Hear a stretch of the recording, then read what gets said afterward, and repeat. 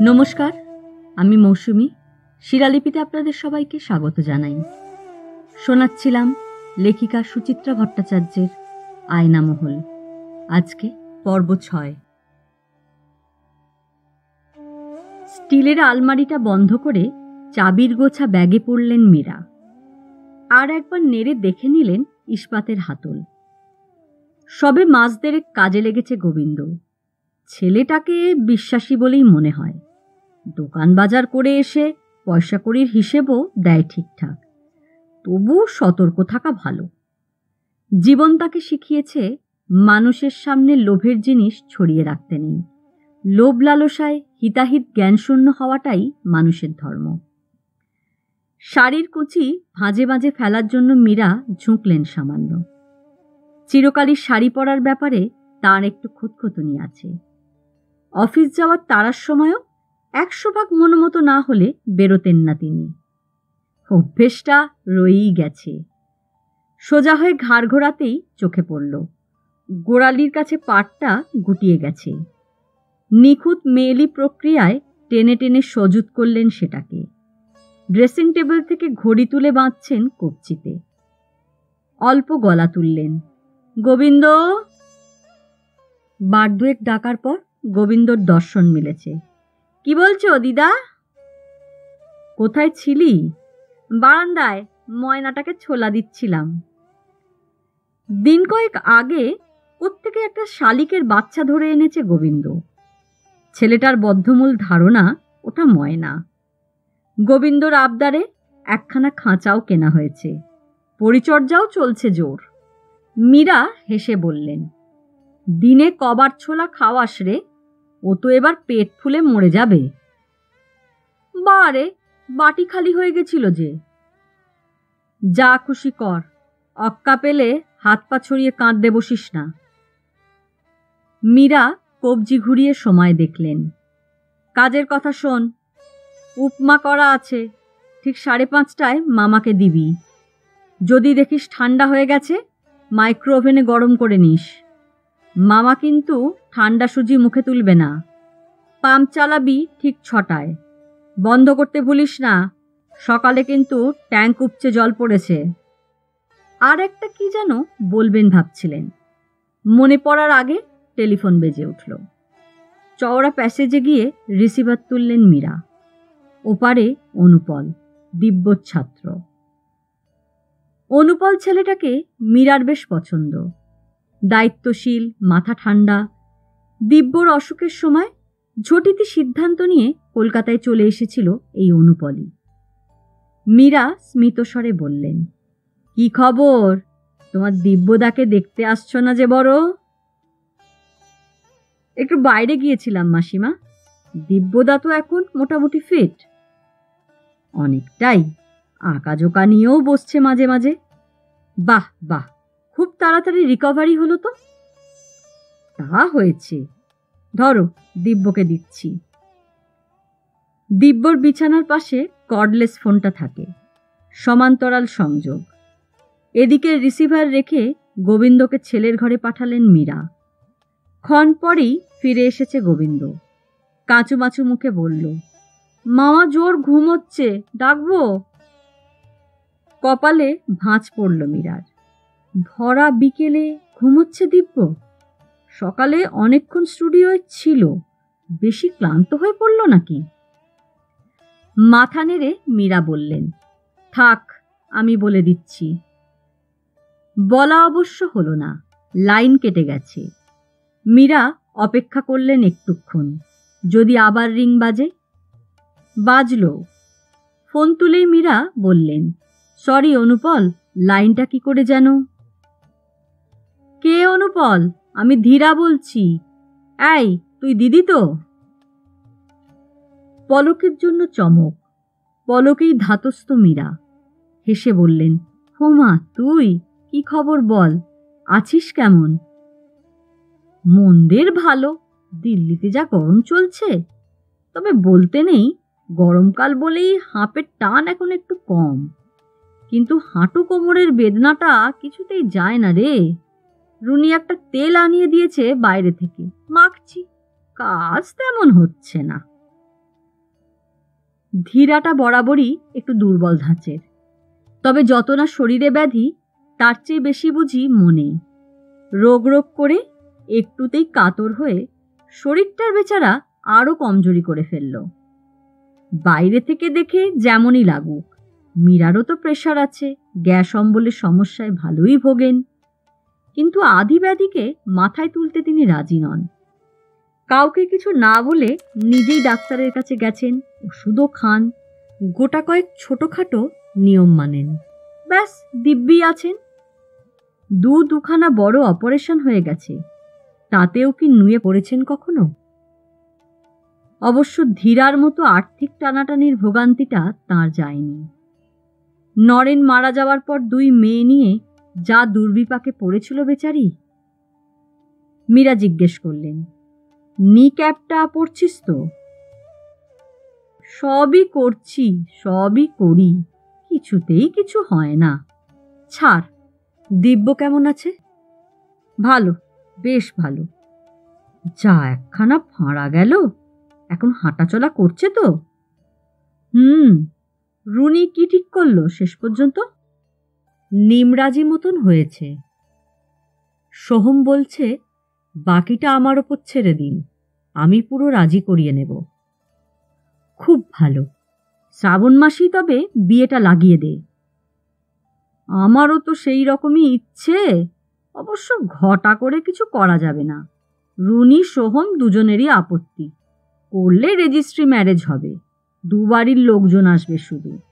ওদিক থেকে সোহমের মা বাবা দাদা বৌদিরা, আর আমাদের সাইডে ঝুনি বিভাস যদি আসে, আর তুই। দিব্য নিশ্চয়ই ততদিনে সুস্থ হয়ে যাবে। দিব্যর নাম উঠতেই একটু যেন কুঁকড়ে গেলেন মীরা। ইতস্তত স্বরে বললেন, দিব্য বোধহয় দিল্লি যাওয়ার ধকল নিতে পারবে না রে। দেরি আছে তো, এখনো প্রায় 3 মাস। ধীরার গলায় আবেগ। দিব্য না এলে হয়? সে আমার ছেলে, বিপদে আপদে পাশে পাশে থেকেছে, রুনি তার অত আদরের বোন। প্রায় এই ধরনের কথা বোনের মুখ থেকে বহুকাল শুনছেন মীরা। একসময় ভয়ঙ্কর পীড়া বোধ করতেন, এখন অনেক সয়ে এসেছে, তবু খারাপ লাগে। এমনই এক অস্বস্তিকর গ্লানি যা কিছুতেই কারোর সঙ্গে ভাগ করা যায় না। ভালোবেসে কেউ যেন তার সারা মুখে পাঁক লেপে দিচ্ছে, অথচ মুখ ফুটে তিনি বারণ করতে পারছেন না। এমনই এক অনুভূতি জাগে যেন। এরকম মুহূর্তে একদিন দিব্যর বাবার কথা খুব মনে পড়ে মীরার।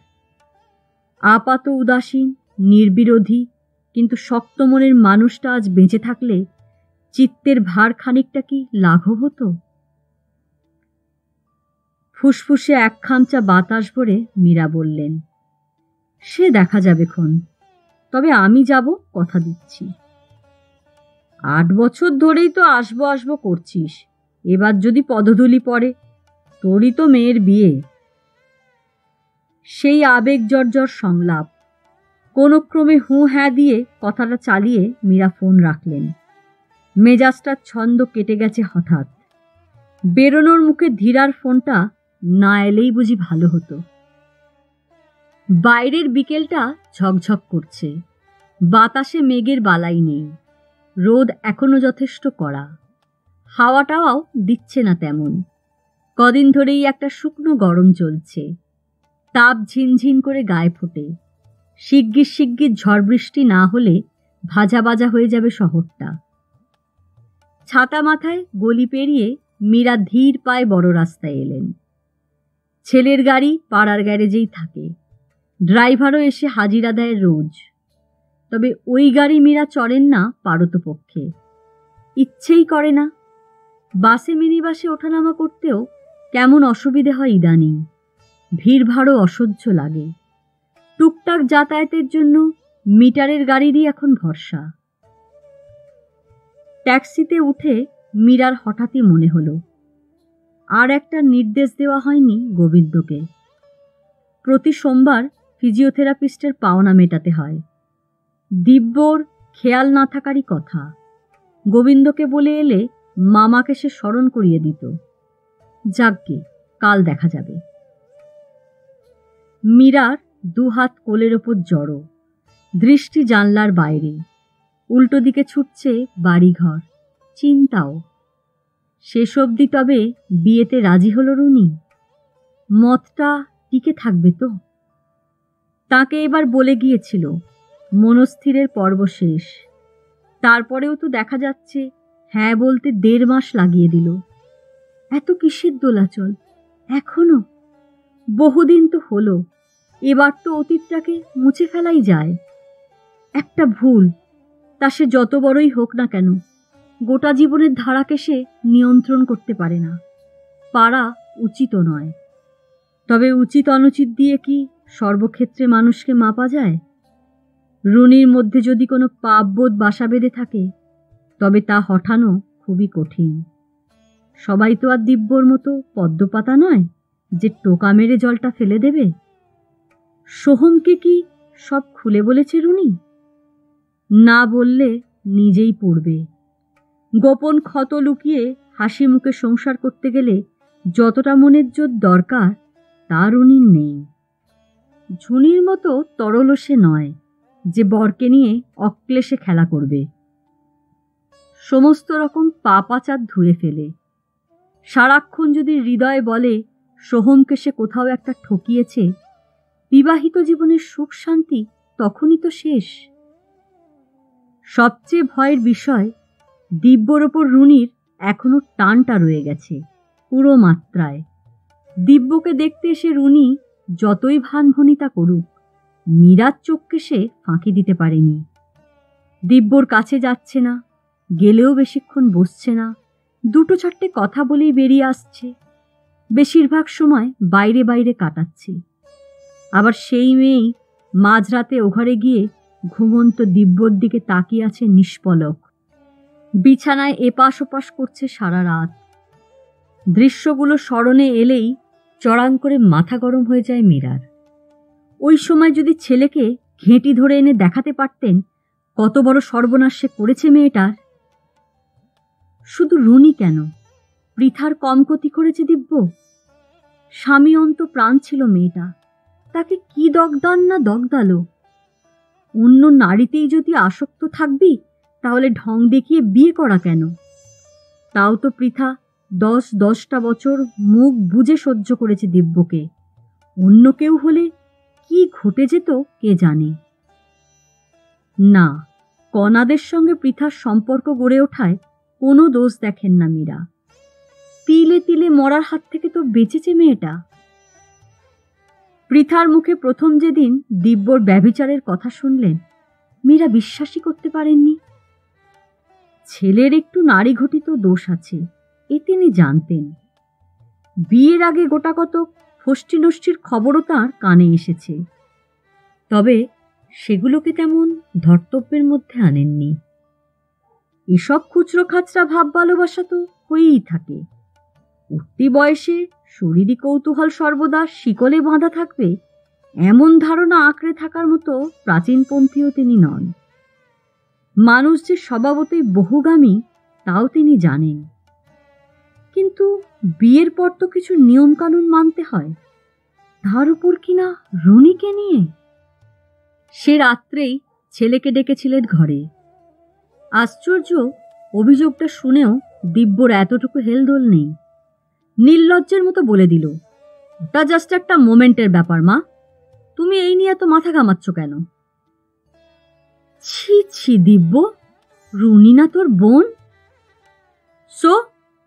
শরীর অত শত বোঝে না মা, খিদে পেলে তাকে খাবার দিতে হয়, এটাই নিয়ম। তার জন্য তোর বউ আছে, প্রেম করে তাকে বিয়ে করেছিস, তার চোখের সামনে তুই বেলের লাপানা করবি? পৃথার ব্যাপারটা আমাকেই বুঝতে দাও, তোমার নাক গলানোর দরকার কি? পৃথাকে আমি যথেষ্ট ভালোবাসি, তাকেও বুঝতে হবে আমার শরীর আর মন দুটো এক নয়। কি যে আজব যুক্তি নাকি কুযুক্তি! সেদিনের পর আরও কত অজস্রবার তিনি ভৎসনা করেছেন ছেলেকে।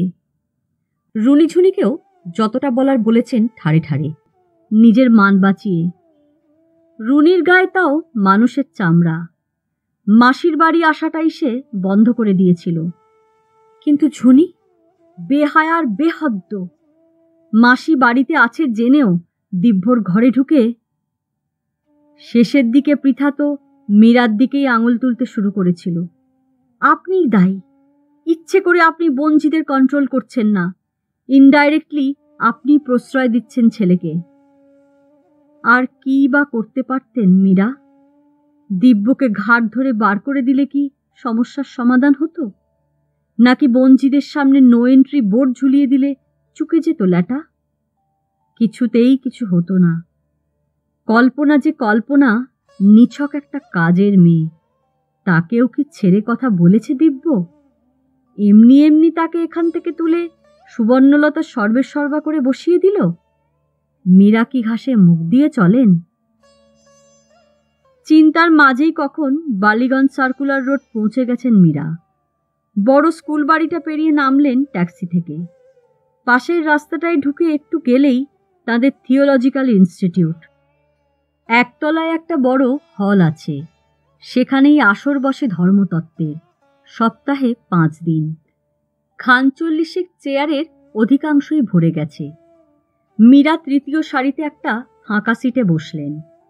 চলছে সভা। মীরা মন দিলেন কথকের ভাষণে। শ্রীমদ্ ভগবদ্ গীতা থেকে বিশেষ বিশেষ অংশ পাঠ করে শোনাচ্ছেন এক সৌম্যকান্তি প্রৌঢ়। সংস্কৃতে শ্লোক উচ্চারণ করে বাংলায় তার ব্যাখ্যা করে দিচ্ছেন। অন্যদিন মীরা নিমগ্ন থাকেন পাঠে। আজ অন্যমনস্ক হয়ে যাচ্ছিলেন বারবার। তার মধ্যেই হঠাৎ কানে এলো, হে মহাবাহু অর্জুন, সত্য রজ তম এই 3টি গুণ প্রকৃতিতেই আছে। এরাই নিষ্ক্রিয় আত্মাকে দেহাভিমান দিয়ে শরীরে আবদ্ধ করে। তা এর মধ্যে সত্যগুণটা কি? মানুষ যদি নিজেকে সুখী ভাবতে পারে আর জ্ঞানের আসক্তি দিয়ে হৃদয়কে পরিপূর্ণ করতে পারে, তবেই বুঝতে হবে সেই মানুষের মধ্যে সত্যগুণের বিকাশ ঘটেছে। হৃদয় অবশ্য এখানে আত্মার প্রতিরূপ, আর এই মানুষটাকে আমরা বলবো সাত্ত্বিক। মীরা নড়ে চড়ে বসলেন। জ্ঞানের প্রতি আসক্তি তো দিব্যরও আছে, তাহলে কি তাকে সাত্ত্বিক বলা যেতে পারে? কিন্তু নিজেকে কি সুখী ভাবতে পারে দিব্য? আর একটু এগিয়েছেন কথক। এবার আসছি রজগুণে। রজগুণ মূলত রাগাত্মক। রাগ মানে এখানে কাম, অর্থাৎ কামনা, অভিলাষ। যা পাইনি তা পাওয়ার ইচ্ছেটা রজগুণের একটা প্রধান অংশ। রজগুণই আমাদের মধ্যে তৃষ্ণা আর আসক্তির জন্ম দেয়। যে কোনো একটা কাজ যদি আমরা করি, তবে সেই কাজটা করার জন্য আমাদের মধ্যে যে আত্মতৃপ্তি দেখা দেয়, সেটাও রজগুণ। কি আশ্চর্য! এই আসক্তি আর আত্মাভিমান দিব্যর মধ্যে ভীষণভাবে প্রকট, আর তৃষ্ণা তো তার অন্তহীন। তাহলে কি দিব্য রজগুণের মানুষ? কিন্তু আসক্তি তো সে ঝেড়েও ফেলতে পারে অনায়াসে। কোনো বন্ধনে যে নেই, সে রাজসিক হয় কি করে?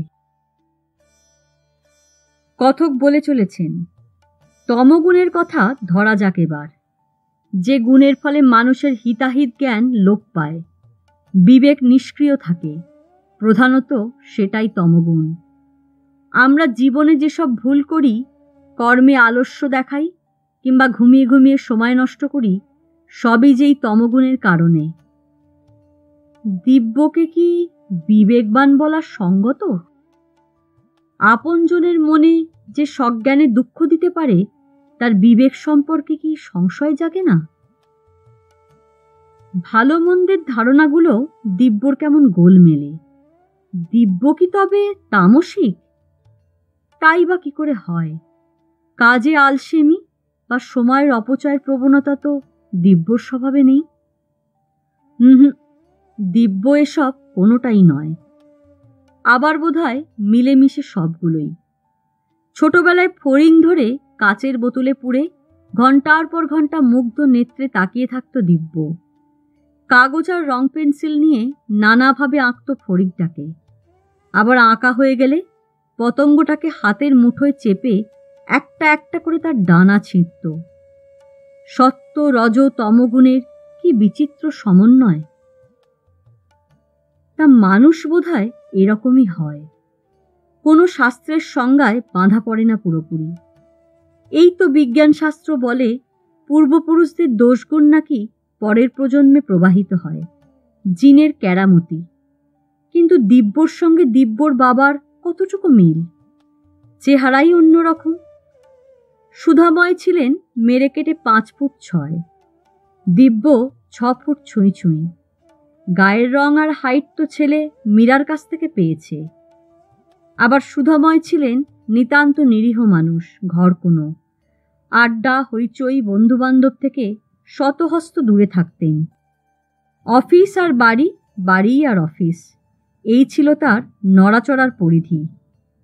আত্মীয় স্বজনের সঙ্গে মেশামেশিও পছন্দ করতেন না। সামাজিক কাজকর্মে জোর করে তাকে নিয়ে যেতে হতো। নেশা বলতে ছিল রেডিও আর খবরের কাগজ। ঘরের মধ্যে বসে থেকে সারা পৃথিবীর খবর জেনে তার যে কি সুখ হতো কে জানে। অথচ দিব্যর গোটা পৃথিবীটাই ঘরবাড়ি। দঙ্গল হইহল্লা ছাড়া সে হাঁপিয়ে ওঠে। চেনা জানার বৃত্তটা যে দিব্যর কত বিশাল!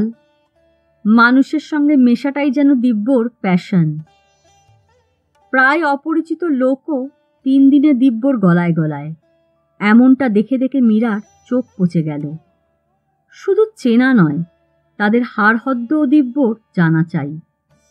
তা সেই মানুষ মোড়ের রিক্সাওয়ালাই হোক কি অতি সম্ভ্রান্ত কেউ, এত সহজভাবে তাদের স্তরে মিশে গিয়ে গপ্প চালাতে পারে দিব্য। তবে একটা ব্যাপারে দিব্য প্রায় বাপকা বেটা। দেখে যতই নরম সরম মনে হোক, অদ্ভুত এক কেঠো জেদ ছিল সুধাময়ের। দাপুটে বাবার ভ্রুকুটি অগ্রাহ্য করে ম্যাট্রিক পাস মীরাকে কলেজে পড়তে পাঠিয়েছিলেন সুধাময়। এ এক ধরনের দূরদর্শিতাও বটে। মাত্র 42 বছরের হৃদরোগে মারা যান তিনি। সঙ্গে সঙ্গে কাশীপুর গান অ্যান্ড সেল ফ্যাক্টরির অফিসে তাঁর জায়গায় চাকরিটা পেতে মীরার অসুবিধে হয়নি। বিএ পাশ করাটা কাজে লেগে গিয়েছিল। জেদি দিব্য কম নয়। 8 কলেজে তো জোর করে ভর্তি হলো, মীরা পই পই করে বারণ করা সত্ত্বেও। ক্ষতি অবশ্য হয়নি। ছেলের নাম যশ দেখে মীরার তো এখন গর্বই হয়। বাপ ছেলের একটা ঘোরতর অমিলও মনে পড়ে গেল মীরার। সুধাময় ছিলেন একটু বউ ঘেঁষা। আড়ালে অনেকেই তাকে স্ত্রৈণ বলতো। মীরা জানেন দিব্যকে কি ভুলেও এই অপবাদ দেওয়া যাবে? বাবা নয়, দিব্যর মধ্যে দিব্যর ঠাকুরদাই বুঝি বেশি প্রকট। তিনিও ছিলেন হৈ হৈবাজ, আড্ডা পাগল। শাশুড়িহীন সংসারে এসে মীরা শ্বশুরমশাইকে পাননি বেশি দিন। রেলের চাকরি থেকে অবসর নেবার মুখে মুখে তিনি গত হন। মস্তিষ্কে রক্তক্ষরণ। তবে 6-7 বছরেই মীরা যা দেখেছেন, তখন রবিবার বা ছুটির দিন মানেই বাড়িতে মোচ্ছব। সকাল থেকে ইয়ারদোস্ত আসছে, তাদের এই বানিয়ে দাও সেই বানিয়ে দাও, দুপুরে এতজন খাবে অতজন খাবে। দেওরের তখনও বিয়ে হয়নি। একা হেসেল সামলাতে সামলাতে মীরার প্রাণ যায় যায়। আর সন্ধেবেলা তো বোতলের আসর বসবেই বসবে। দেবীপ্রসাদ সিংয়ের নীতিবোধটাও ছিল ভারী আজব। ছিলেন ট্রেনের টিকিট চেকার, 5 হাতে ঘুষ খেতেন, এবং এ ব্যাপারে তার কোনো রাগঢাক গুড়গুড়ো ছিল না। উৎকোচের টাকায় দুখানা বাড়ি বানিয়ে ফেলেছিলেন কলকাতায়। আবার সেই দেবীপ্রসাদই বন্ধুবান্ধব আত্মীয় স্বজনের বিপদে ঝাঁপিয়ে পড়তেন। দান ধ্যানও করতেন দেদার। একটাই প্রত্যাশা, সবাই তার গুণগান করুক। গুণগান তো দিব্যও চায়, করেও সে লোকের জন্য। কেউ এসে সাহায্য চাইলে দিব্য কখনো তাকে বিমুখ করে না। বাজারের এক ডিমওয়ালির মেয়ের বিয়েতে এক কথায় 5,000 টাকা দিয়ে দিল। ছাত্রছাত্রীরা কেউ হয়তো মাইনের টাকা দিতে পারছে না, কিংবা পরীক্ষার ফি কম পড়ে গেছে।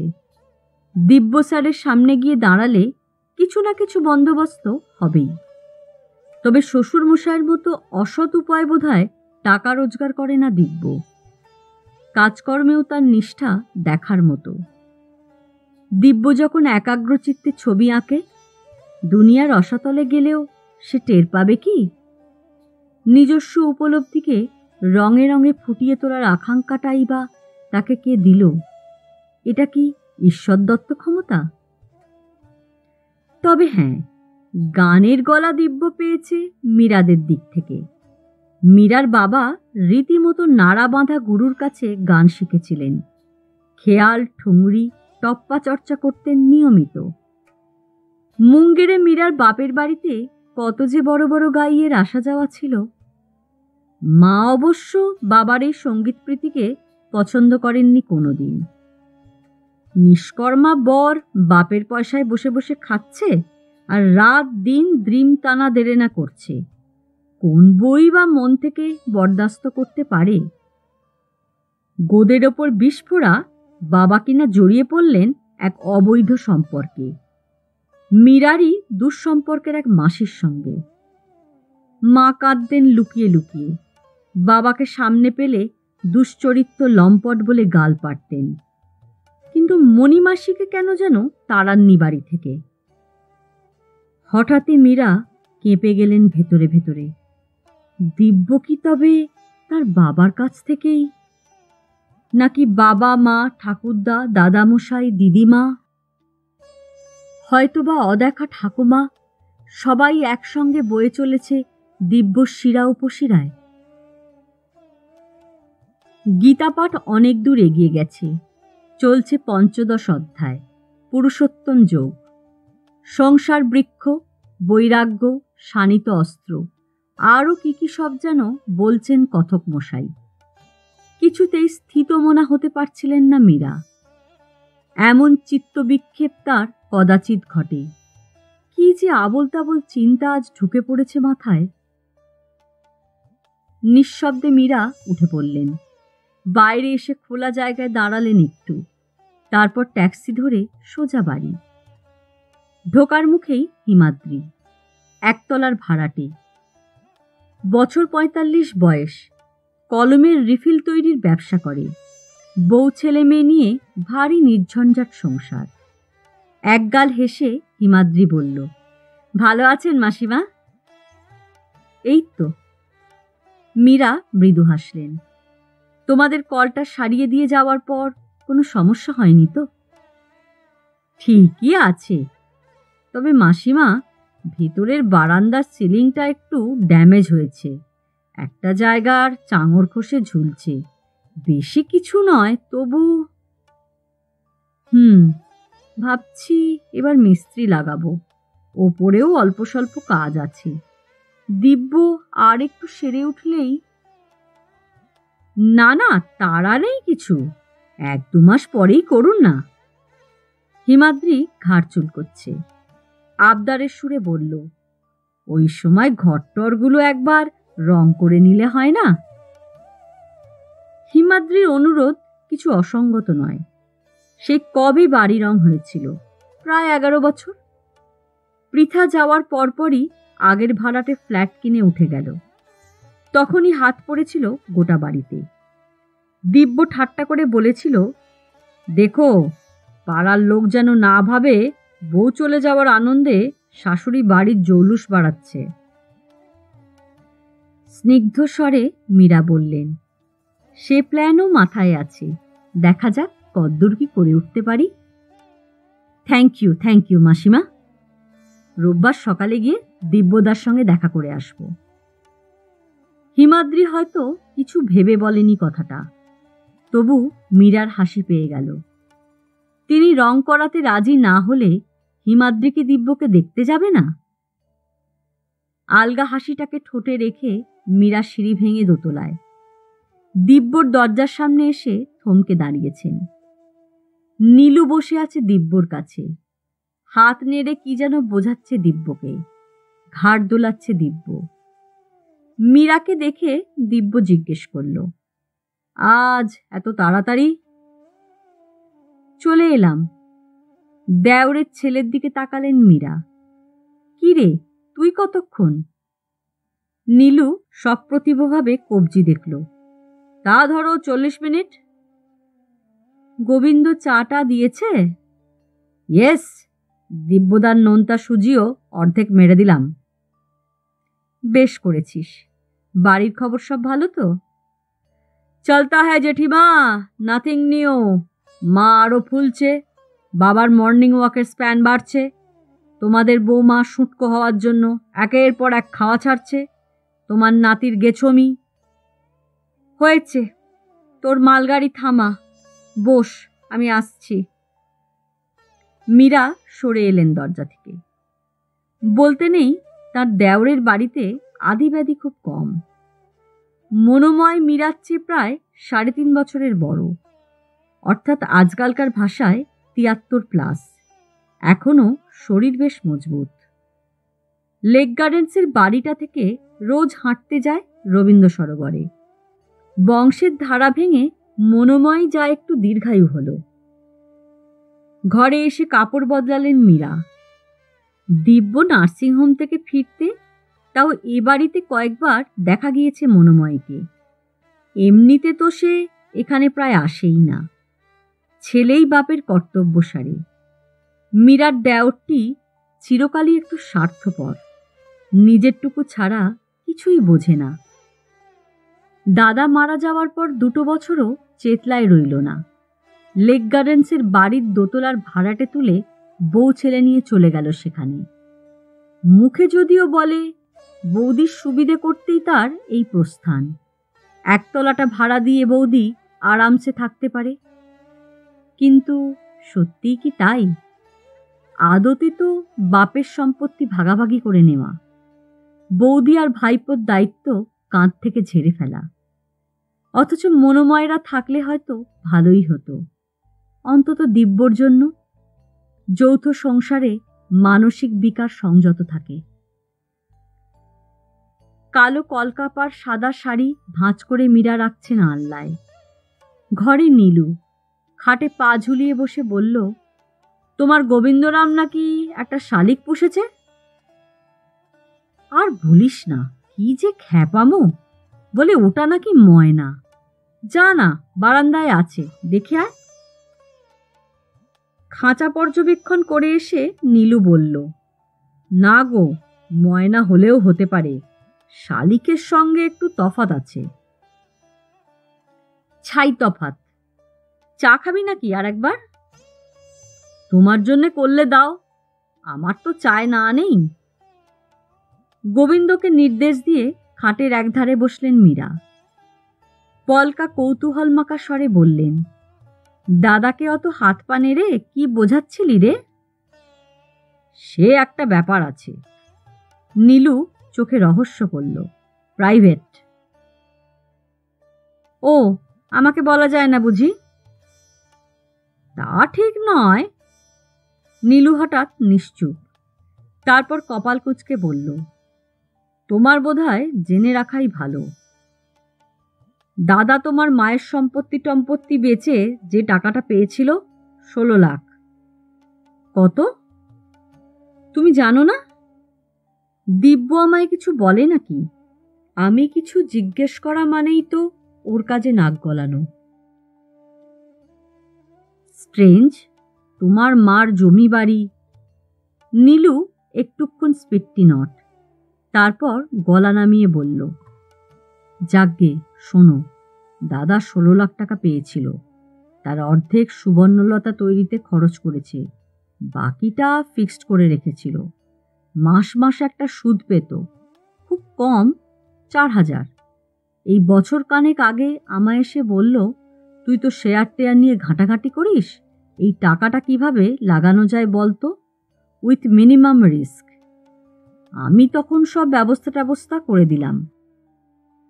এখন 2-3 মাস ছাড়া ছাড়া ভালো ডিভিডেন্ড পাচ্ছে, সুবর্ণলতারও অ্যাকাউন্ট মোটা হচ্ছে, দাদাও খুশি, আমারও কমিশন আসছে। এই তো সেরিব্রালটার আগেই বলেছিল, এভাবে রিটার্ন এলে সামনের বছরের মধ্যে সুবর্ণলতার আর একটা বিল্ডিং তুলে ফেলবে। গ্রামের বয়স্ক মেয়েদের জন্য একটা ইনফর্মাল স্কুল স্টার্ট করার প্ল্যান আছে, সেখানে মাস্টার ফাস্টার লাগবে।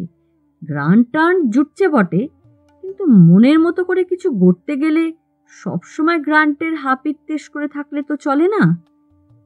কথাটা তো ভুল নয়, বলো জেঠিমা। মীরা অস্ফুটে বললেন, গোবিন্দ চা এনেছে। কাপ হাতে নিয়ে বড় করে একটা চুমুক দিল নীলু। ভুরুতে হালকা ভাঁজ ফেলে বলল, যাকগে, তুমি জেনে গেলে ভালোই হলো। আমিও মেন্টালি অনেকটা ফ্রি হলাম। দাদা স্ট্রোকের খবর শুনে তো মাথায় হাত পড়ে গিয়েছিল আমার। সুবর্ণলতার নামে অতগুলো টাকা বাজারে খাটছে, যদি দাদার হঠাৎ কিছু হয়ে যায় তো সাড়ে সর্বনাশ। সুবর্ণলতার ওই অ্যাকাউন্ট কে হ্যান্ডেল করবে? ইনফ্যাক্ট দাদাকে আমি আজ অ্যাডভাইস করে গেলাম তোমার সঙ্গে অ্যাকাউন্টটা জয়েন্ট করে রাখতে। কি বলল তোর দাদা? হুঁ করল না, তবে মনে হয় রাজি। দেখো না, 2-1 দিনের মধ্যেই বোধহয় তোমায় বলবে। আর একখানা শব্দময় বড় চুমুকে নীলুর কাপ শেষ। নিচু গলায় বলল, তুমি কিন্তু নিজে থেকে কিছু আলোচনা করো না। দাদা বহুত শেয়ানা আছে, ঠিক বুঝে ফেলবে। হেব্বি খচে যাবে আমার ওপর। আফটার অল দাদা একটা ভালো কাজ করছে তো, তাই আমি তোমাকেও অ্যালার্ট করে রাখলাম। বেশ করেছিস। বেশ কিনা জানি না, তবে যেন আমার কোনো বদনাম না হয়। কেজো কথা বাদ দাও, একদিন এসো আমাদের বাড়ি। টিভি দেখে দেখে তোমার বৌমা কত নতুন নতুন রান্না শিখলো, টেস্ট করে যাও। এঁচোড়ের পায়েস, লাউয়ের মালাইকারি, চিকেন ভ্যান্তারা। এই, হাজরামি করিস না তো। হ্যাঁ হ্যাঁ করে হাসতে হাসতে চলে গেল নীলু। মীরা উঠে কাপ দুটো রান্নাঘরের সিঙ্কে রেখে এলেন। নীলু আজ তাকে অবাক করে দিয়েছে। খানিকটা স্বস্তিও বোধ করছেন যেন। কোথায় যেন একটা কাঁটা খচখচ করত। দিব্য টাকাগুলো সুবর্ণলতায় ঠিক ঠিক খরচ করছে তো। মা অনেক আশা নিয়ে বিশ্বাস করে বাপের বাড়ির সূত্রে পাওয়া সম্পত্তি বড় মেয়ের নামে লিখে দিয়েছিলেন। মীরা যেন গরিব মেয়েদের জন্য কিছু একটা করে। দিব্য যখন দায়িত্বটা মাথায় তুলে নিল, খুব খুশি হয়েছিলেন মীরা। তারপর তাকে তুড়ি মেরে হটিয়ে দিয়ে সবকিছু যেভাবে একা একা করছিল, যাক, দিব্য তাকে ঠকায়নি। ওই সম্পত্তি নিয়ে ঝুনি ঘুরিয়ে পেঁচিয়ে অনেক প্রশ্ন করে তাকে। ঢোক গিলে গিলে জবাব দিতে হয়।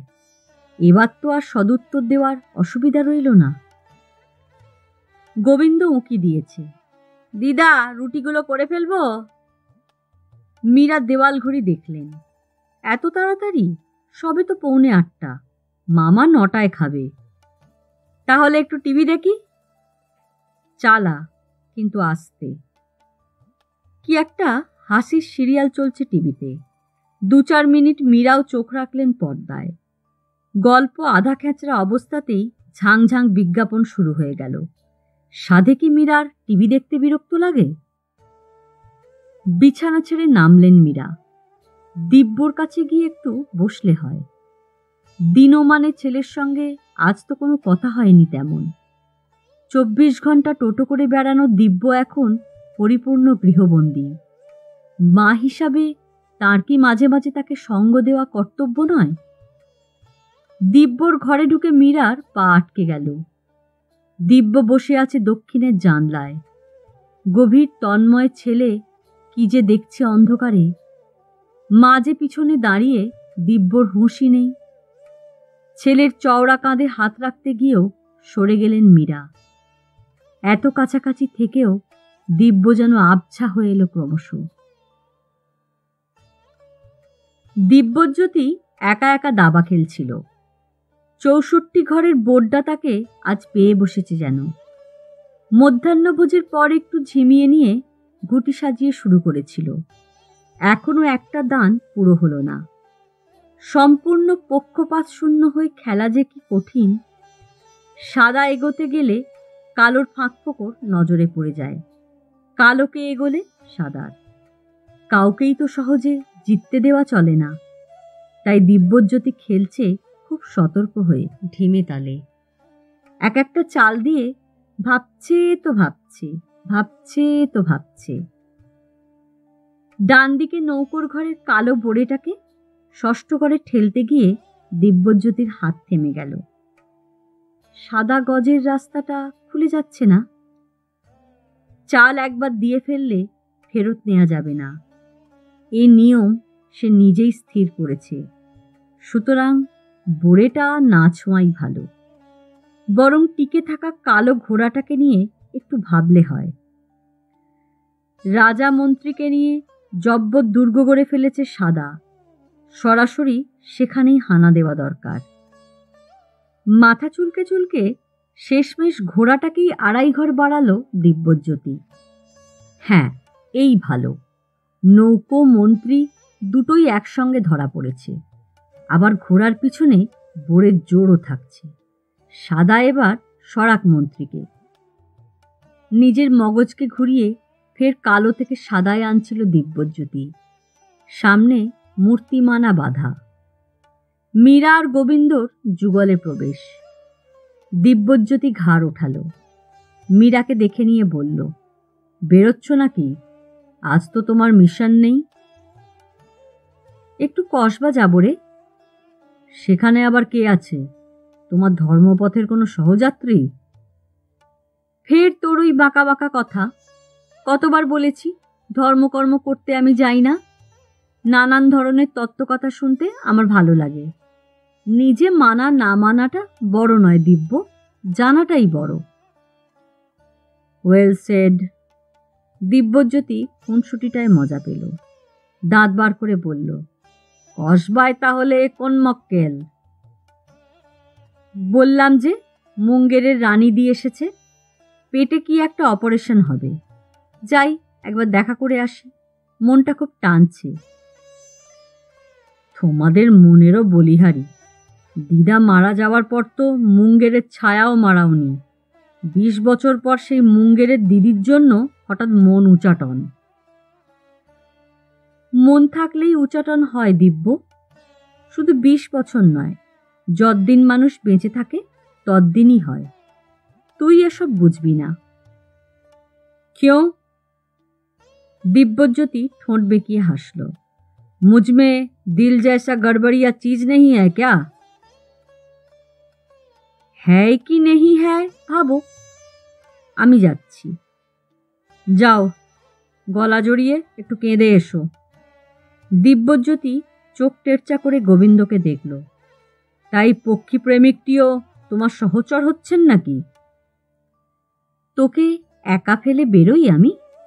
মাখনলালকে 4টে শাড়ি ইস্ত্রি করতে দিয়েছিলাম, নিয়ে চলে আসবে গোবিন্দ। দিব্যজ্যোতি চোখ টিপল। তাহলে ওকে দিয়ে কয়েকটা সাদা কাঠিও আনাই। কি কি আনাবি? সিগারেট। আহা, কতকাল শুকটান দিইনি, 3 মাস। খেতে কেমন তাই ভুলে গেছি। ভুলেই থাকো, আবার তোমার ডানা গজাচ্ছে তাই না? ভারে, এবার তো ওড়াউড়ি স্টার্ট করতে হবে। আমি ডিসাইড করে ফেলেছি নেক্সট শনিবার সুবর্ণলতায় যাব। খবরদার, একদম বাড়াবাড়ি নয়। এখনো তুমি লাঠি নিয়ে হাঁটছো। ডাক্তার বলে দিয়েছে আরো মিনিমাম 1 মাস রেস্ট। ওই ডাক্তারের বাড়ি ঢোকা আমি বন্ধ করে দেব। ভয় দেখিয়ে দেখিয়ে তোমাকে আধমরা করে দিল। যা খুশি করো। ছেলের দিকে একটা ক্রুদ্ধ দৃষ্টি ছুড়ে দিয়ে বেরিয়ে গেলেন মীরা, লেজুর সহ। হা হা করে হেসে উঠল দিব্যজ্যোতি। দরজা বন্ধ হওয়ার শব্দটা শুনল কান পেতে। আবার মনোনিবেশ করেছে সাদা কালোর যুদ্ধে। সাদা মন্ত্রীকে যে কোন ঘরে রাখা যায় ভেবে পাচ্ছিল না দিব্যজ্যোতি। কালো বেশ ভালো মতোই চেপে ধরেছে। তিরিং বিরিং লাফানো ঘোড়াটাকে কি সাফ করে দেবে বোট থেকে? বড় পেঁচোয়া এই ঘোড়া, সোজা সাপটা চলে না, হুস হাস ঢুকে পড়ে এদিক ওদিক। সামনে আড়াল রেখেও নিস্তার নেই, টপকে যাবে টুপ করে। তফাতে থেকেও রাজা বিপন্ন হয়ে পড়ছে মাঝে মাঝে। না, একটা কিছু করতেই হয়। সাদা গজ দিয়ে দিব্যজ্যোতি কালো ঘোড়াকে সাবার করে দিল। সঙ্গে সঙ্গে কালো বড়ে কাটল গজকে। ঝট করে এগিয়েও গেল এক ঘর। দিব্যজ্যোতির মনে হলো যেন অনেকটা। ষষ্ঠ ঘরে পৌঁছেছে, আর দুধাপ পেরোলে ওই তুচ্ছ একরত্তি বড়ে হয়ে যাবে মন্ত্রীর সমান সমান। সাদাকে আরো সাবধানী হতে হবে। মাথা বোর্ডের কাছে আরো ঝুঁকিয়ে সাদার শক্তি নিরীক্ষণ করল দিব্যজ্যোতি। ঘোড়া গেছে, গজও খতম। একটা নৌকো বদল করতে হয়েছে একটু আগে।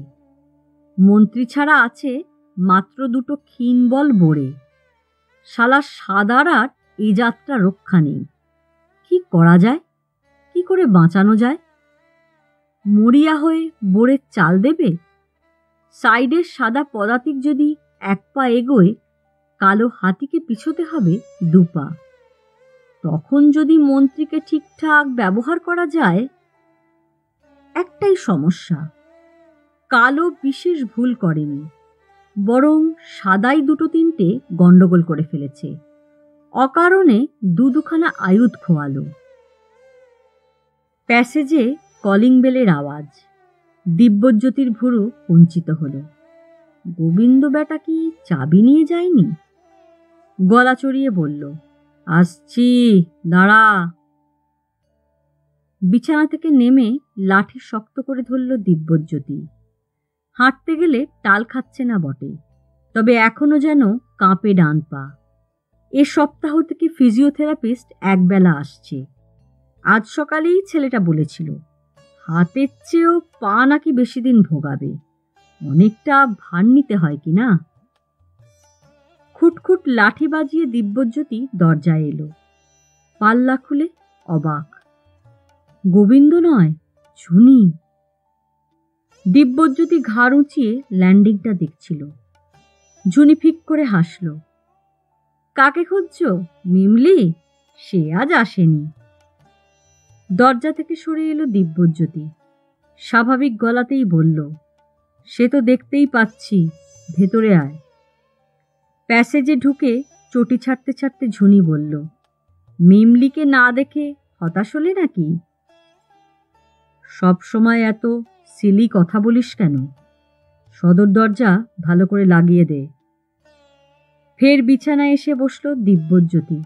লাঠিটা পাশে রেখেছে। ঝুনি বেড়াল পায়ে অন্দরমহল ঘুরে দিব্যজ্যোতির ঘরে এলো। চোখ বড় বড় করে বলল, তাই ভাবি, তুমি দরজা খুললে কেন? বাড়ি ফাঁকা? গেল কোথায় সব? যে যার কাজে গেছে, সময় হলেই আসবে। কম্পিউটারের সামনে রাখা চেয়ার টেনে এনে বসল ঝুনি। ঠোঁটে চিলতে হাসি ফুটিয়ে বলল, এমন কাট কাট হয়ে কথা বলছো কেন? আমায় দেখে খুশি হওনি মনে হচ্ছে। তোকে দেখে অখুশি হতে যাব কোন দুঃখে? এক সময় কিন্তু। ঝুনি দুলছে অল্প অল্প।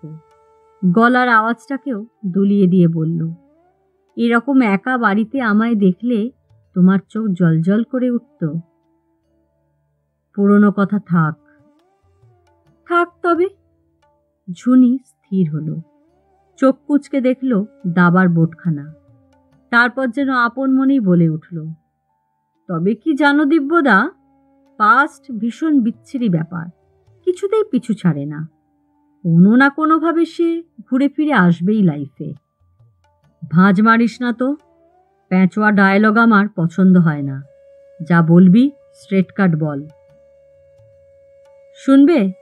সে ভারী ইন্টারেস্টিং ব্যাপার। পৃথা বৌদির সঙ্গে কবেই তো তোমার কাটটি হয়ে গেছে। তারপর থেকে তো তার সঙ্গে আমাদের যোগাযোগই নেই। সে কোথায় আছে, কেমন আছে, কিছুই জানি না। শুধু বড় মাসির কাছে শুনেছি সে এখন হ্যাপিলি ম্যারিড। হ্যাঁ, কনাদকে বিয়ে করেছে। কনাদ আমার ছাত্র। তো আরে সেই কনাদের গল্পই তো বলতে চাই। হঠাৎ ওই কনাদ একদিন আমাদের ফ্ল্যাটে হাজির। ভাবতে পারো? কনাদ তোদের বাড়ি কেন? সেও এক কাহিনী। কত কি যে ঘটে গো। কনাদ বাবু নাকি আমার বিভাস বাবুর স্কুলের ক্লাসমেট। বিভাস একদিন অফিস থেকে বেরোচ্ছিল, হঠাৎ পার্ক স্ট্রিটে কনাদের সঙ্গে মোলাকাত। অনেক বছর পর পুরনো বন্ধুর দেখা পেয়ে বিভাসের বুকে পুলক জাগল। টানতে টানতে বন্ধুকে নিয়ে এসেছিল বাড়িতে। তা এমন তো হতেই পারে। সে তো বটেই, তবে তোমার এক্স বইয়ের একদা প্রেমিক এখন হাজব্যান্ডটি সেদিন কিন্তু আমায় খুব বোর করেছে। জুনি মুখভঙ্গি করল। আমি তো তাকে চিনতেও পারিনি। তুমি ছাড়া কাকেই বা সে যুগে আর চিনতাম বলো?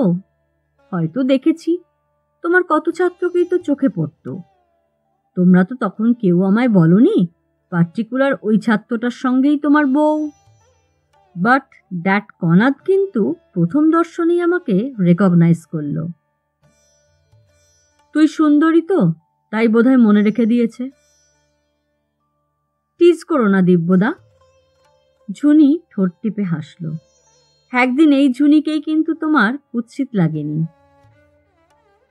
বাজে কথা ছাড়, যা বলছিস বল। ইস, তোমার দেখি খুব আগ্রহ। ঝুনি মুখময় ছড়িয়ে নিল হাসিটা। হ্যাঁ, হয়েছে কি, মিস্টার কনাদের সঙ্গে বিভাস আমার আলাপ করিয়ে দিতেই সে শটান বলে উঠল, আমি তো আপনাকে চিনি, আপনি তো দিব্যদার বোন। পৃথা, আমার মিসেসের কাছে আপনাদের দুই বোনের অনেক গল্প শুনেছি। দিব্যদা আপনাদের কত ভালোবাসেন, আপনাদের জন্য কত কি করেছেন। ভাবো তুমি, কি বজ্জাতি, আমাকে চাপে ফেলার কি চেষ্টা। দিব্যজ্যোতি আলগা হাসল। তুইও তাহলে চাপে পড়িস? অত সোজা? আমি ম্যানেজ করে নিয়েছি হেসে টেসে, প্রসঙ্গ ঘুরিয়ে। তবে চলে যাওয়ার পরে মনে হলো, কি জানি, ওই কনাদ যদি বিভাসকে গল গল করে সব কথা। যাকগে যাক, মরগে যাক, বলবে বলবে, অত ভাবাভাবি আমার পোষায় না। একদিন পর জেনে বিভাস করবেটাই বা কি? হয় কোঁত করে গিলে নেবে, নয় আমায় প্রশ্ন করবে। গিলে নিল তো চুকেই গেল, জিজ্ঞেস করলে সোজা ডিনাই। কাকে সে বিশ্বাস করবে, বউ না বন্ধু? তেরচা চোখে দিব্যজ্যোতি বলল, আরও কিছু করতে পারে যদি তোকে ছেড়ে চলে যায়। ঝুনি 2-1 সেকেন্ড চুপ, তারপর হেসে প্রায় মাটিতে লুটিয়ে পড়ে আর কি। কোনো ক্রমে হাসির দমক সামলে বলল, ওফ, একটা কথা বললে বটে। বিভাস কোন যুক্তি দিয়ে আমায় ছাড়বে? বিশ্বশুদ্ধ লোককে মুখ ফুটে বলতে পারবে কারণটা? নিজের মুখ পুড়বে না? তাছাড়া বিয়ের আগে আমার সঙ্গে কার কি সম্পর্ক ছিল, সেই ব্যাকগ্রাউন্ডে ডিভোর্স হয় নাকি? জজ ওকে কান ধরে কাঠগড়া থেকে নামিয়ে দেবে। দিব্যজ্যোতি আরও একটু ওস্কানো গলায় বলল, তবু তোদের সম্পর্কে একটা ফাটল তো ধরে যাবে। ধরতে দেবই না, ঠিক জোড়া লাগিয়ে নেব। শোনো দিব্যদা, অতদূর ভাবার দরকার নেই। বিভাস বিশ্বাস করবেই না। তোমার কোনো বদনাম শোনার আগে ও কানে আঙুল দেবে, যা রেসপেক্ট করে তোমায়। সদর দরজায় আওয়াজ। গোবিন্দ ফিরল। দিব্যজ্যোতির ঘর এক ঝলক দেখে নিয়ে সরে যাচ্ছিল। ঝুনি চেঁচিয়ে ডাকল, এই এই শোন। ঘুরে এসেছে গোবিন্দ। মীরার শাড়িগুলো সামলাতে সামলাতে বলল, আজ্ঞে কাকিমা। এই, আবার কাকিমা? মাসি বল, কফি বানাতে পারিস? হ্যাঁ। দিব্যদাও তো খাবে, 2 কাপ করে আন ঝটপট। আমি তোর মামার মতো তিতকুটে কফি খাই না, আমায় দুধ চিনি সব দিবি। মামাকে এখন চিড়ে ভাজা দেব, তুমি খাবে 4টি? না, শুধু কফি। গুছিয়ে হুকুম করে বাহারি ভ্যানিটি ব্যাগখানা খুলছে ঝুনি। রুমাল বার করে মুখের জমা বিন্দু বিন্দু ঘাম মুছল সযত্নে। ছোট্ট আয়না সামনে ধরে দেখছে নিজেকে। তাকে স্থির দৃষ্টিতে লক্ষ্য করছিল দিব্যজ্যোতি। নজরে পড়তেই ঝুনি টেরিয়ে টেরিয়ে তাকাচ্ছে। ভুরু নাচিয়ে জিজ্ঞেস করল, কি দেখছো গো? কিছু না। লিপস্টিক খুলে ঠোঁটে বোলালো ঝুনি। তোমার পেয়ারের রুনি তাহলে শ্বশুরবাড়ি চলল? দিব্যজ্যোতি ঠোঁট ছুচলো করল। আমি যে উল্টোটাই শুনলাম। মানে? ফট করে হাত আয়না বন্ধ করেছে ঝুনি। বিস্মিত মুখে বলল, দিদির বিয়ে আবার কেঁচে গেল নাকি? আরে না, শুনলাম সোহমী নাকি রুনির ফ্ল্যাটে এসে থাকবে। তাই বলো? রুমাল, আয়না, লিপস্টিক ব্যাগে রাখলো ঝুনি। চটুল হেসে বলল, দিদি যে কোনোদিন বিয়ে করবে এ আমি এক্সপেক্টই করিনি। এখন দেখা যাচ্ছে আলটিমেটলি তোমার ওপর ওর সেই অক্ষয় প্রেমও উবে গেছে। প্রেম কখনো অক্ষয় হয় না রে ভাই, ভেরি মাচ পেরিসেবল, নশ্বর। কোল্ড স্টোরেজে রেখে দিলে কিছুদিন থাকে বটে, তবে শেষ পর্যন্ত পচেই যায়। তখন তার থেকে দুর্গন্ধ বেরোয়। তার চেয়ে উবে যাওয়া ঢের ভালো। কথার ফুলঝুরি ছুটিও না দিব্যদা। আমি জানি তুমি মনে মনে দাগা পেয়েছ। বলতে না, রুনির মধ্যে একটা ডেপথ আছে। কোথায় গেল সেই ডেপথ? সোহম সব ভাসিয়ে দিল তো? দিব্যজ্যোতি হো হো করে হেসে উঠল। ওরে শোন, খুঁচিয়ে খুঁচিয়ে দিব্যজ্যোতি সিংহর হিংসে জাগানো যায় না। কোনো ব্যাপারে কারোর ওপর আমার যদি হিংসে হয় আমি সেটাকে ফাইট আউট করি। তবে তুই যে এখনো জ্বলিস সেটা কিন্তু প্রমাণ করে দিলি। আমার ভারী বয়ে গেছে, আমি দিদির চেয়ে ঢের ভালো আছি। গুড, ওরকমই থাকার চেষ্টা কর।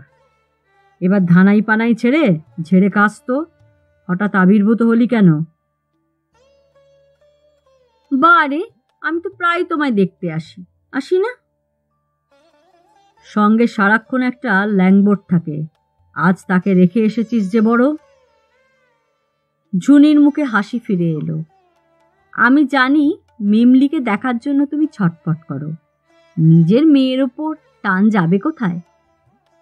কাজের কথা বল ঝুনি। ঝুনির মুখ ফের গম্ভীর, চোয়াল শক্ত করে বলল, হ্যাঁ বলতে তো হবেই।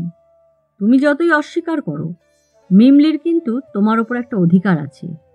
তোমার সব কিছুই মিমলির প্রাপ্য। দিব্যর কপালে হালকা ভাঁজ পড়েই মিলিয়ে গেল। আমার তো কিছুই থাকবে না রে, কি দেব? আমাকে বোকা ভেবো না দিব্যদা। তোমার সুবর্ণলতা আছে, বাড়ি আছে, ব্যাংক ব্যালেন্সও নেহাত কম নয়। তুই আমার পাস বই দেখেছিস নাকি? আন্দাজ তো করতে পারি। দিদার সম্পত্তিটাই তো 16 লাখে বেচেছ। টোটাল 21 লাখ পেয়েছিলাম। মা সঠিক ইনফরমেশন পায়নি। দিব্যজ্যোতি বাঁকা হাসল। উইল তো আমি মনে মনে বানিয়ে ফেলেছি রে। সুবর্ণলতার জন্য একটা ট্রাস্ট তৈরি হবে। বাড়ি, ব্যাংক ব্যালেন্স এভরিথিং চলে যাবে ট্রাস্টে। এমনকি আমার মৃত্যুর পরে যদি আমার কোনো ছবি বিক্রি হয় তার টাকাও। কে সেই ট্রাস্টের প্রধান হবে তাও আমার ঠিক করা হয়ে গেছে। ঝুনি পাংশু মুখে জিজ্ঞেস করল, কে? তুই জেনে কি করবি? আমি মরার পরই দেখতে পাবি। বুঝেছি, দিদি। দিব্যজ্যোতি আবারও হো হো করে হেসে উঠল। দুদিকে মাথা নেড়ে বলল, না, তুই আর বড় হলি না। গুমগুমে গলায় ঝুনি বলল, কবে উইলটা করছো? তারা কিসের, ধীরে সুস্থে করে ফেলবো। কফি এনেছে গোবিন্দ, সঙ্গে দিব্যজ্যোতির চিড়ে ভাজাও। রেখে চলে যেতে যেতে বলল, গল্প করতে করতে খেয়ে নাও মামা, অনেকক্ষণ তোমার পেট খালি আছে। দিব্যজ্যোতি চামচে করে চিড়ে ভাজা ফেলল মুখে। চিবোতে চিবোতে বলল, নে কফি খা। ছোট্ট চুমুক দিয়ে কাপ নামিয়ে রাখল ঝুনি। শুকনো গলায় বলল, মিমলি সত্যিই কিছু পাবে না? দিব্যজ্যোতি জবাব দিল না। টুকটুক করে খেয়েই যাচ্ছে চিড়ে ভাজা, মাঝে মাঝে চুমুক দিচ্ছে কাপে। হাসি হাসি মুখে ঝুনিকে বলল, কফিটা খা, জুড়িয়ে যাচ্ছে যে। থাক, আমার তেষ্টা মরে গেছে, যাচ্ছি। ঝুনি চলে যাবার পর দিব্যজ্যোতির মনে হলো আজ ভারী সুন্দর করে সেজে এসেছিল ঝুনি। ময়ূরপঙ্খী রং শাড়ি, ঘাড়ের কাছে এলো খোঁপা, কপালে ছোট্ট খয়েরি টিপ। বেশ দেখাচ্ছিল মেয়েটাকে। লম্বা একটা শ্বাস টেনে দিব্যজ্যোতি টান টান হলো বিছানায়। পাশের দাবার বোর্ডের যুযুদান প্রতিপক্ষ, সাদা আর কালো। মিনিট 10 চোখ বুজে থেকে আবার উঠে পড়েছে, ঝুঁকল দাবার লড়াইয়ে। সাদা মন্ত্রীটাকে এগিয়ে দিল কোনাকুনি। হাঁক পারল, গোবিন্দ, কাপ প্লেটগুলো এখান থেকে সরা, আর ও ঘর থেকে দিদার টেলিফোনের ছোট বইটা আমায় দিয়ে যা তো। মীরার কালো ডায়েরিখানা রেখে চলে যাচ্ছিল গোবিন্দ। দিব্যজ্যোতি ফের বলল, দাঁড়া, আর একটা কাজ আছে। আমার কাঠের আলমারিটা খোল, দেখ মাঝের তাকে একটা কাচের বড় বোতল আছে, বের কর। হুইস্কির বোতল হাতে নিয়ে গোবিন্দ শিহরিত, হেমা, এ তো মদ। দিব্যজ্যোতি হেসে বলল, ধুর বেটা, ওটাকে বলে কারণ বাড়ি, খেলে মন চাঙা হয়। যা, এবার লক্ষ্মী ছেলের মতো একটা গ্লাস আর ঠান্ডা জল এনে দে তো। সাইড টেবিলে পানীয়র আয়োজন। অনেক দিন পর সোনালি তরলের মায়াবী হাতছানি। দিব্যজ্যোতি বোতলটা তুলেও কি ভেবে রেখে দিল। মীরার ডায়েরিটা ঘাঁটছে, খুঁজে খুঁজে পেয়ে গেল প্রার্থিত নম্বর। কর্ডলেস টেলিফোন হাতে থেমে রইল ক্ষণকাল, তারপর বুড়ো আঙুলে বোতাম টিপছে। রিং বেজে উঠল, বাজছে বাজছে। 12 ঘন্টি বাজার পর সাড়া পাওয়া গেল। বাচ্চার গলা, হ্যালো। দিব্যজ্যোতি যেন হোঁচট খেল সামান্য। ওপারে ফের রিন রিনের স্বর, হ্যালো, কে বলছো? তুমি কে বলছো? আমি টুকুস। না না, আমি অনিরুদ্ধ। কেন, টুকুস নামটাই তো বেশ। কিন্তু মা যে বলেছে অচেনা লোকদের ভালো নাম বলতে। তাই নাকি? আমার তো বাবা টুকুসটাই বেশি ভালো লাগছে। তোমার মা কোথায় টুকুস? বাড়ি নেই, ফিরতে দেরি হবে, দাদুকে দেখতে গেছে। কোন দাদু? যিনি সুকিয়া স্ট্রিটে থাকেন? তুমি আমার দাদুকে চেনো? চেনা তো উচিত। কি হয়েছে তোমার দাদুর? ফ্র্যাকচার, পা ভেঙে গেছে। সর্বনাশ, কি করে ভাঙলো? সে এক কাণ্ড। একটা লোক নাকি ঠিকানা খুঁজে পাচ্ছিল না, ঘুরে ঘুরে মরছিল। দাদু তাকে ঠিকানা খুঁজে দিতে একটা অন্ধকার গলিতে ঢুকেছিল। সেই লোকটাকে বাড়ি খুঁজে দিয়ে আসার সময় নিজেই একটা গর্তে পড়ে গেছে। দিব্যজ্যোতি স্থির হয়ে গেল, গলা দিয়ে কোনো আওয়াজ বেরুচ্ছে না। আবার টুকুসের স্বর, কি হলো, শুনছো? শুনলাম। তোমার দাদুর কপালটাই খারাপ। যা বলেছ, বাসে ট্রামে উঠবে না, শুধু হেঁটে হেঁটে ঘুরবে। দিদা কত বকাবকি করে, দাদু শোনেই না। থাকো এখন পায়ে প্লাস্টার নিয়ে পড়ে। টুকুস একটু দম নিল যেন, বড়দের ভঙ্গিতেই বলল, জানো তো, আমার বাবারও খুব ছোটাছুটি যাচ্ছে। দাদুকে নিয়ে ডাক্তার, হসপিটাল, তার উপর আবার নিজের অফিস। এই রকমই হয় টুকুস, একজনের খেয়ালিপনায় 5 জনকে ভুগতে হয়। তা তুমি কি এখন বাড়িতে একা? না তো, ময়না মাসি আছে, টিভি দেখছে, ডাকবো? থাক, তোমার সঙ্গেই তো বেশ গল্প করছি। তোমার ডিস্টার্ব হচ্ছে না তো? একটু একটু হচ্ছে। সে কি, কেন? এখনো তো হোমওয়ার্ক ফিনিশ হয়নি। বেঙ্গলি এসেটা না লিখে রাখলে মা এসে ঝাড় দেবে। সরি সরি, তাহলে তো এবার ছাড়তে হয়। কিন্তু তুমি কে, তা তো এখনো বললে না। আমি একটা রাক্ষস। যা, গুল মেরো না, রাক্ষস তো স্টোরি বুকে থাকে। তার বাইরেও আছে দু চারটে আমার মতো, যে গপ করে সবাইকে গিলে ফেলে। মাকে তাহলে কি বলবো? একটা রাক্ষস তোমায় ফোনে খুঁজছিল? তাই বলো। ঠিক আছে, বাই বাই। টেলিফোন অফ করে গ্লাসে হুইস্কি ঢালল দিব্যজ্যোতি। চুমুক দিয়ে আপনা আপনি বিকৃত হয়ে গেছে মুখ। বেশ কিছুদিন পর শরীরে যাচ্ছে অ্যালকোহল, জানান দিচ্ছে। ছোট ছোট চুমুক দিতে দিতে চোখ ঘোরালো রণক্ষেত্রে। সাদা কালো যুদ্ধ এখন প্রায় শেষ পর্যায়ে। কালোই জিতবে মনে হচ্ছে। সাদার কি আর কোনো চান্স নেই? মন্ত্রীকে যদি ঠিকঠাক ব্যবহার করা যায়। কিন্তু বল এত কমে এসেছে। গ্লাস শূন্য করে দিব্যজ্যোতি বাথরুমে গেল। ফিরে আর দাবায় বসল না। খেলার উৎসাহ যেন অনেকটা নিভে এসেছে। লাঠি ধরে ধরে এলো ঝুল বারান্দায়। খাঁচায় অল্প অল্প নড়াচড়া করছে গোবিন্দর পাখি। দিব্যজ্যোতি ঝুঁকল খাঁচার সামনে। অমনি সরু লোহার দাঁড়বে পায়ে পায়ে সরে যাচ্ছে পাখিটা। দিব্যজ্যোতি হেসে উঠল। বোকা কোথাকার, ভিতুর ডিম, ধরা পড়লে কি করে? পাখি চোখ পিটপিট করল।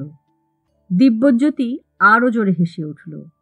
হাসতে হাসতে গান ধরেছে, খাঁচার ভিতর অচিন পাখি কমনে আসে যায়, ধরতে পারলে মন বেরি দিতাম তাহার পায়ে। দু লাইন গাইতেই গানটা যেন দখল করে নিল দিব্যজ্যোতিকে। গলা চড়ছে ক্রমশ। 8 কুঠুরি 9 দরজা আটা, মধ্যে মধ্যে ঝলকা কাটা, তার উপরে আছে সদর কোঠা আয়নামহল তাই। গোবিন্দ বারান্দায় উঁকি দিয়েছে। জুলজুল চোখে দেখছে মামাকে। দিব্যজ্যোতি গান থামিয়ে জিজ্ঞেস করল, কিরে বেটা, কেমন শুনছিস? বলেই উত্তরের অপেক্ষায় না থেকে সামনে হাত মেলে দিয়েছে।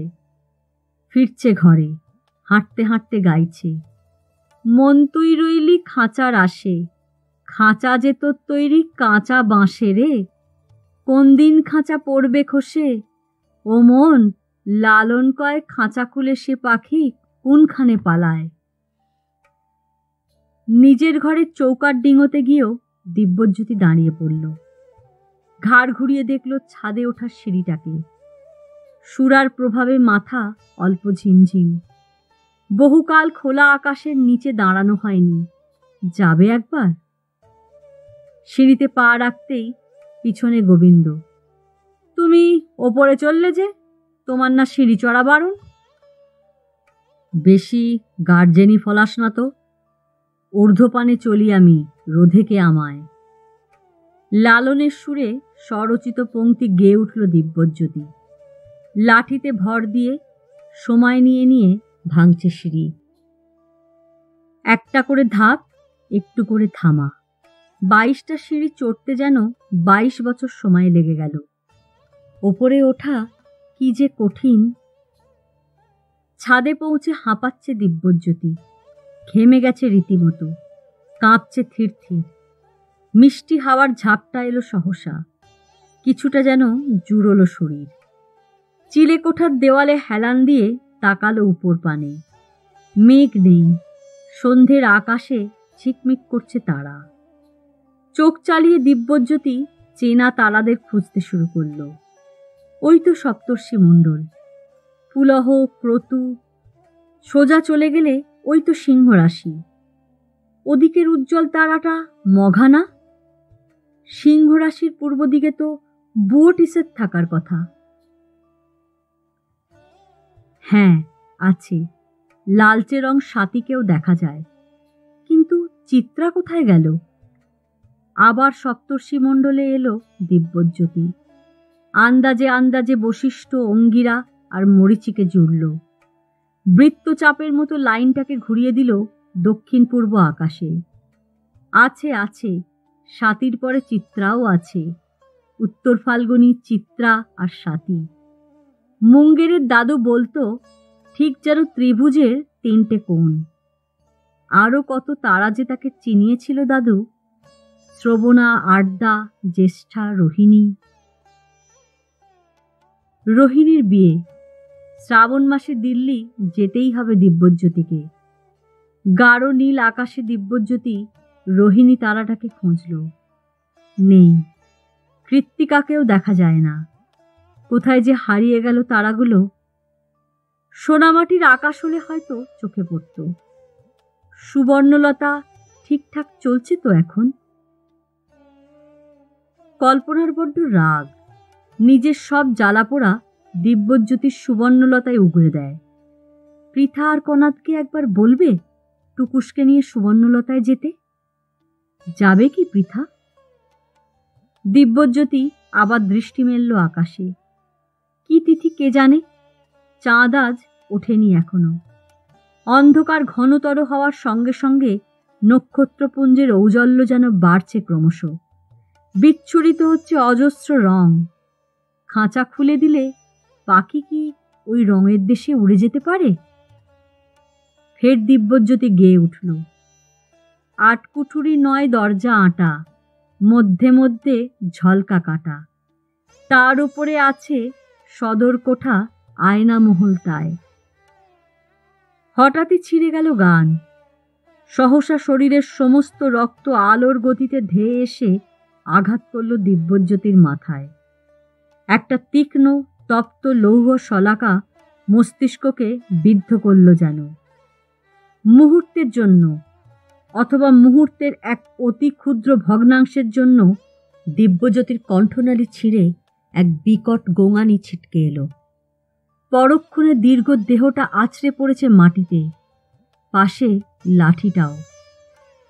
শরীর থেকে শেষ বাতাসটুকু বেরিয়ে যাওয়ার আগে ক্ষীণভাবে দিব্যজ্যোতির মনে হলো সাদা আর কালোর যুদ্ধটা অসমাপ্তই রয়ে গেল। নিষ্প্রাণ দুটো খোলা চোখ অসীম মহাশূন্যের তারাদের দেখছে এখন। নক্ষত্ররাও দিব্যজ্যোতিকে দেখছিল, জ্বলছিল মিটমিট, নিভছিল। এই উপন্যাস এখানেই শেষ।